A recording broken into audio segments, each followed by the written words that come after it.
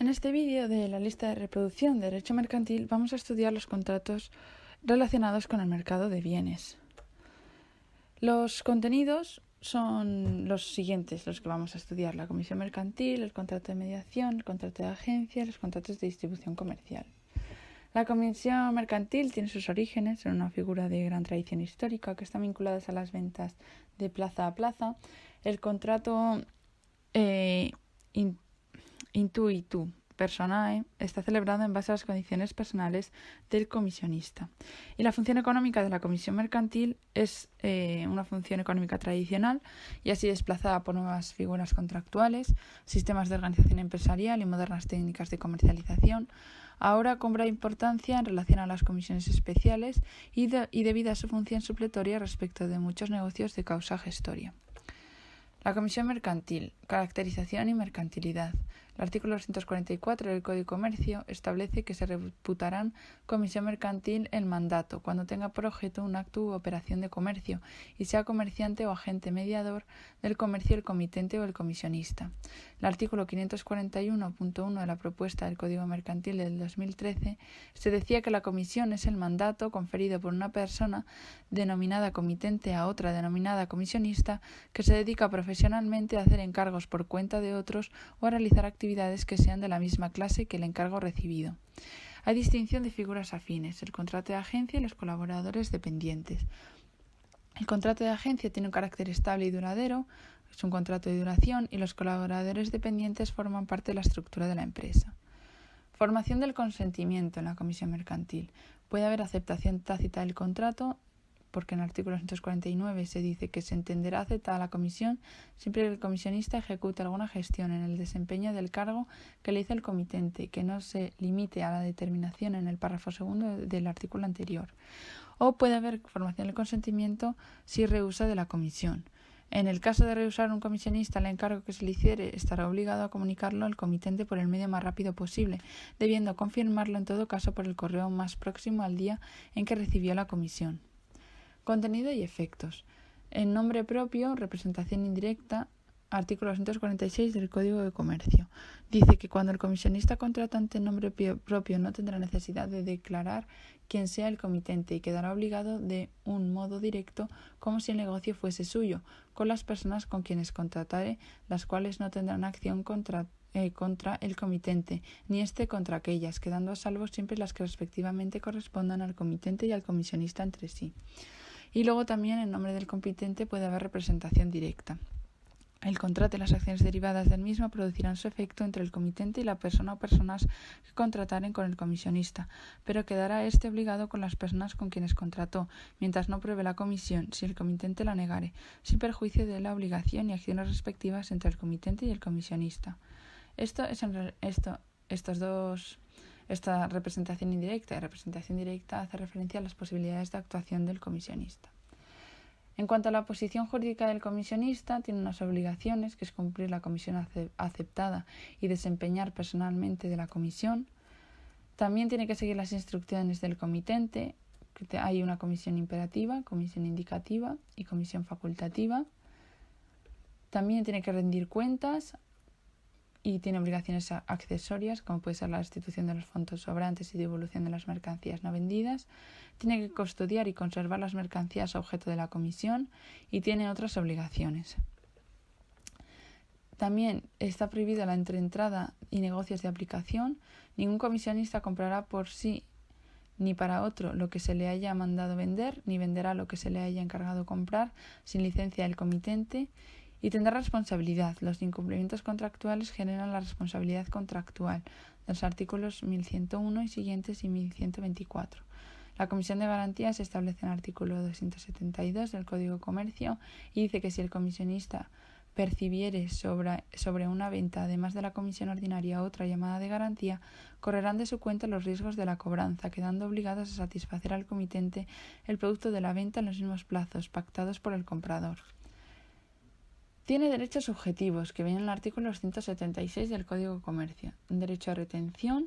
Ningún comisionista podrá ser desposeído de los efectos que recibió en consignación sin que previamente se le reembolse de sus anticipaciones, gastos y derechos de comisión.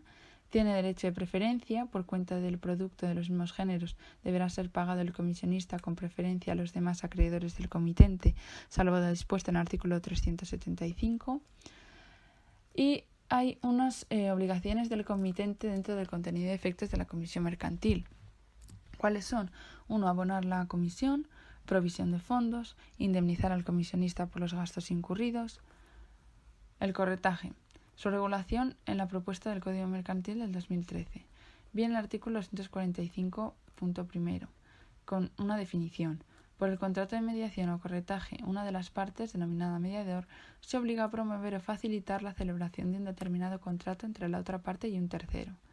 El mediador es el operador de mercado que pone en relación a dos o más personas para la conclusión de un negocio jurídico sin estar ligado a ninguna de ellas por una relación de dependencia, colaboración, agencia, representación, y hay regulaciones especiales con agentes de propiedad inmobiliaria, corredores de seguros, sociedades y agencias de valores y entidades de crédito.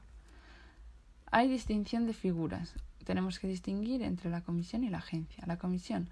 El objeto de la comisión consiste en la celebración de negocios jurídicos, no en la promoción de los mismos. Y el comisionista actúa por cuenta ajena y en ocasiones en representación del principal.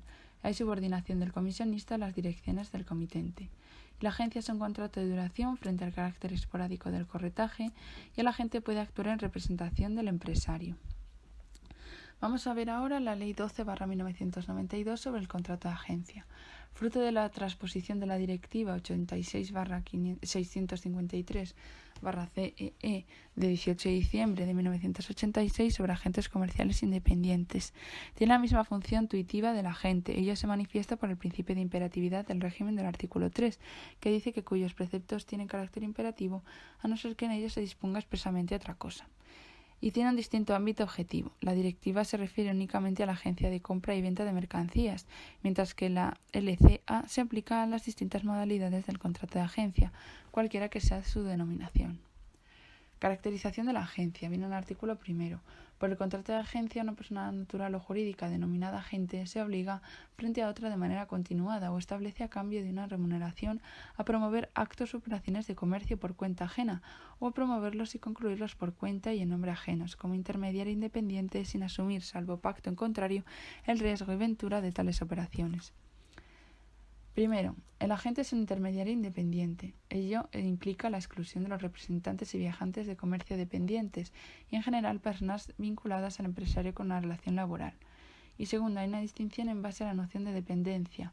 Se presumirá que existe dependencia cuando no pueda organizar su actividad profesional ni el tiempo dedicado a la misma conforme a sus propios criterios.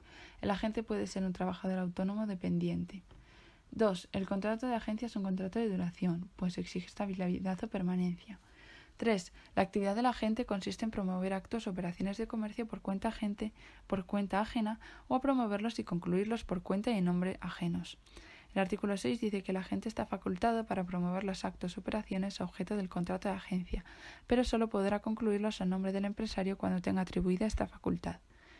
4. El agente no asume el riesgo y ventura de sus operaciones. Es la distinción fundamental entre los contratos de distribución con la concesión, distribución selectiva, franquicia, etc. 5. El contrato de agencia retribuido. La ausencia de pacto expreso no significa que la agencia sea gratuita, sino que la remuneración tiene que fijarse conforme a los usos en atención a las circunstancias que concurran. Y hay un régimen de remuneración en los artículos 11 y siguientes. 6. La agencia es un contrato consensual. No obstante, las partes pueden compelerse recíprocamente a la formalización del contrato por escrito, y ciertos pactos han de constar por escrito, como el pacto de garantía y el pacto de limitación o prohibición de competencia. El agente tiene un deber general de lealtad y de buena fe, que le obliga a velar por los intereses de los empresarios, por cuya cuenta actúe, así como actuación adecuada al estándar de diligencia del ordenado comerciante. Y tiene obligaciones concretas: promoción y, en su caso, conclusión de los actos o operaciones que le hubieran sido encomendados, deber de información, obligaciones de seguir las instrucciones razonables del empresario siempre que no afecten a su independencia, deber de recibir en nombre del empresario reclamaciones, deber de llevar una contabilidad independiente. ¿Cómo es el deber de evitar conflictos de interés? Pues bien, artículo 7 y dice que salvo pacto en contrario, la gente puede desarrollar su actividad profesional por cuenta de varios empresarios. En todo caso, necesitará el consentimiento del empresario con quien haya celebrado un contrato de agencia para ejercer por su propia cuenta o por cuenta de otro empresario una actividad profesional relacionada con bienes o servicios que sean de igual o análoga naturaleza y concurrentes o competitivos con aquellos cuya contratación se hubiera obligado a promover. Deber general de lealtad y buena fe, el principal. Son obligaciones concretas y hay que poner a disposición de la gente toda la documentación precisa para que se desarrolle su actividad. Deber de información respecto de la gente y hay obligación de pagar la remuneración pactada. La remuneración, la agencia es un contrato oneroso, a falta de pacto la retribución se fijará de acuerdo con los usos del comercio o la que fuera razonable teniendo en cuenta las circunstancias que hayan concurrido en la operación.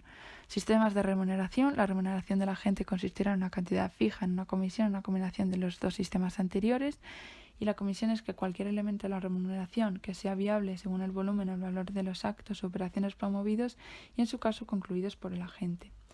La remuneración variable. ¿Cómo se hace el cálculo? Pues sobre el volumen o el valor de los actos u operaciones promovidos. ¿Cuándo se produce el derecho a obtener la comisión? Con carácter general, desde el momento en el que el acto de operación de comercio se haya concluido como consecuencia de la intervención profesional del agente, incluso en ciertos supuestos, aunque la conclusión se haya producido con posterioridad a la extinción del contrato. ¿Cuándo se devenga la comisión? Pues se devenga en el momento en el que el empresario hubiera ejecutado o hubiera debido ejecutar el acto de operación de comercio, o estos hubieran sido ejecutados total o parcialmente por el tercero. Hay un derecho de información del agente. El empresario entregará al agente una relación de las comisiones devengadas por cada acto u operación, donde se consignarán los elementos esenciales en base a los que han sido calculados por el importe de las comisiones. Y pago de la comisión. La comisión se pagará no más tarde el último día del mes siguiente al trimestre natural en el que hubiera devengado, salvo que se hubiere pactado pagarla en un plazo inferior. La duración del contrato. Extinción. Tiene un tiempo determinado o indefinido. No obstante, se favorece la duración indefinida. A falta de pacto, la duración determinada, hay presunción de carácter indefinido. Y la prórroga por tácita reconducción convierte al contrato en indefinido.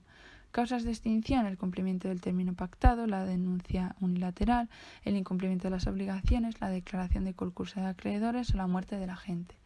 ¿Cuál es el fundamento de la indemnización por clientela?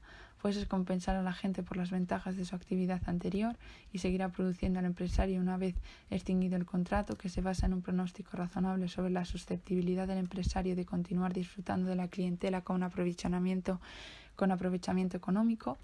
Y hay unos presupuestos del artículo 28.1 que dice que cuando se extinga el contrato de agencia, sea por tiempo determinado o indefinido, el agente que hubiese aportado nuevos clientes al empresario o incrementado sensiblemente las operaciones con la clientela preexistente, tendrá derecho a una indemnización si su actividad anterior puede continuar produciendo ventajas sustanciales al empresario y resulta equitativamente procedente por la existencia de pactos de limitación de competencia, por las comisiones que pierda o por las demás circunstancias que concurran. Excepciones: incumplimiento de obligaciones por agente, denuncia unilateral por el agente o cesión a un tercero de las obligaciones y derechos resultantes del contrato de agencia. La cuantificación: pues la indemnización no podrá exceder en ningún caso el importe medio anual de las remuneraciones percibidas por el agente durante los últimos 5 años o durante todo el periodo de duración del contrato si este fuese menor, y dicho importe se calculará sobre la base de los ingresos brutos del agente, no de sus beneficios o ingresos netos. Vis expansiva. La jurisprudencia del Tribunal Supremo permite la aplicación analógica de la regulación de la inmediación por clientela de la LCA a los nuevos contratos de la distribución, fundamentalmente concesión mercantil y distribución selectiva. No obstante, no cabe la aplicación mimética automática de dicha regulación. Ello porque lo justifica la compensación, que no es la semejanza e identidad entre los contratos, sino que el propio contrato obliga a considerar como activo común la clientela creada o acrecentada gracias al esfuerzo del distribuidor, y no exista previsión contractual sobre su liquidación. En consecuencia, se deberá atender a la naturaleza del contrato y las circunstancias particulares, acreditando caso por caso la concurrencia de los requisitos exigidos por la legislación. El artículo 29 dice que, sin perjuicio de la indemnización por clientela, el empresario que denuncie unilateralmente el contrato de agencia de duración indefinida vendrá obligado a indemnizar los daños y perjuicios que, en su caso, la extinción anticipada haya causado al agente, siempre que la misma no permita la amortización de los gastos que el agente, instruido por el empresario, haya realizado para la ejecución del contrato. Y en el artículo 29 se establece lo que acabamos de leer. Si seguimos avanzando, hablamos de los contratos de distribución. Son fruto de las nuevas técnicas de comercialización derivadas del desarrollo tecnológico industrial, así como la expansión e internacionalización de los mercados del siglo XX. El modelo económico de la distribución integrada tiene un rasgo esencial en la inserción del distribuidor en una red de distribución. Constituye sistemas de organización vertical para la comercialización de bienes y productos, en los que subyace la idea de colaboración estrecha entre proveedor y distribuidor. Hay falta de tipicidad legal, pese a su enorme tipicidad social, que ha derivado en una cierta estandarización de su contenido. Iniciativas legislativas en España. El proyecto de ley de contratos de distribución de 2011, la disposición adicional primera introducida por la ley 2/2011, la propuesta del Código Mercantil de 2013, y existe una regulación sumaria del contrato de franquicia en el artículo 62 de la LO-CM.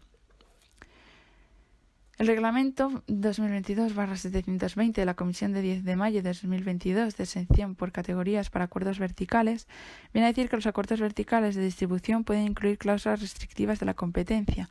No obstante, dichos acuerdos pueden producir eficiencias económicas que los sitúen en el ámbito de la excepción del artículo 101.3 del TFUE. Requisitos. La cuota de mercado de cada una de las empresas parte del acuerdo del mercado de referencia, que no excederá del 30%, y el acuerdo no contendrá restricciones especialmente graves, cláusulas negras o restricciones no exentas, cláusulas grises. Existen otros reglamentos de exención específicas para los acuerdos de transferencia de tecnología y sectores de vehículo de motor. Caracterización de los contratos de distribución. Viene en el artículo 543.1 en la propuesta de Código Mercantil y dice que por los contratos de distribución, cualquiera que sea su denominación, una de las partes denominada distribuidor, que actúa como empresario independiente y asume el riesgo de las operaciones que realiza, se obliga a adquirir de otra denominada proveedor bienes o servicios para comercializarlos de manera duradera y estable. Distinción de las figuras, contrato de agencia y contrato de suministro. El contrato de agencia, el agente no es un revendedor, no adquiere la propiedad de los bienes, sino un mero intermediario que actúa por cuenta o en nombre del principal y tampoco asume los riesgos de las operaciones en que interviene. Y hay un contrato de suministro en el cual el suministrador está desvinculado del distinto que el suministrado quiera dar a los productos, lo cual determina la inexistencia de un cierto grado de control sobre la actividad del suministrado. Características del régimen. Hay una regulación de deberes de información precontractual. Hay un régimen de extinción del contrato, con reconocimiento de un derecho de compensación por clientela e indemnización por las inversiones específicas no amortizadas. Destaca el artículo 543 también, con el apartado 2e y el 15 de la propuesta de Código Mercantil, y se dice que el contrato es un contrato por el cual el distribuidor pone su establecimiento al servicio de un proveedor para comercializar un régimen de exclusividad y bajo de directrices y supervisión de estos bienes y servicios en una zona geográfica determinada. La atribución de una zona geográfica en exclusiva para la comercialización de determinados bienes o servicios impedirá al distribuidor, en relación con dichos bienes o servicios, desarrollar actividad comercial, hacer publicidad o captar clientes en otras zonas diferentes a las que le ha sido asignada por contrato. Sin embargo, el distribuidor puede dar a comercializar los bienes o servicios dentro de su territorio a personas de otras zonas, aunque los adquirientes se propongan revender el producto o prestar el servicio en zonas geográficas diferentes, siempre que su propuesta de disposición se realice dentro de la zona exclusiva. También destaca el apartado 2D y el 16. Se dice en la propuesta de Código Mercantil que es un contrato por el cual el proveedor se obliga a vender los bienes o servicios objeto del contrato únicamente a distribuidores seleccionados por él y que no gozan de exclusividad territorial, y en el 543.16, para seleccionar a los distribuidores, el proveedor deberá utilizar criterios concretos y objetivos. Destacan también el 543.2f de la propuesta de Código Mercantil, que dice que el contrato es el derecho a explotar en beneficio de un sistema de comercialización de bienes o servicios bajo los signos distintivos y la asistencia técnica permanente del franquiciador. Y en el 543.17 se dice que el franquiciador se obliga a comunicar al franquiciado los conocimientos secretos necesarios y a prestarle la asistencia técnica y comercial requerida. Finalmente, en el artículo 62.1 dice que el derecho a la explotación de un sistema propio de comercialización de productos o servicios. Y hasta aquí llega este vídeo relacionado con los contratos relacionados con el mercado de bienes.